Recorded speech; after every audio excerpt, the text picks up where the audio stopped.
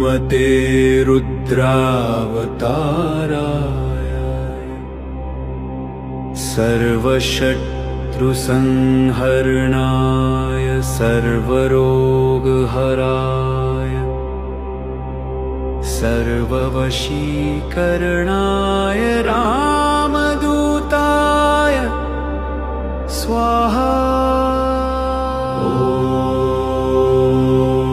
ॐ हनुमते नमः। ॐ आञ्जनेयाय विद्महे वायुपुत्राय धीमहि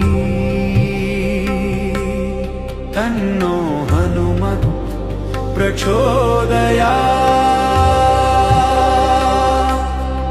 ॐ ऐं ह्रीं हनुमते श्रीरामदूताय नमः।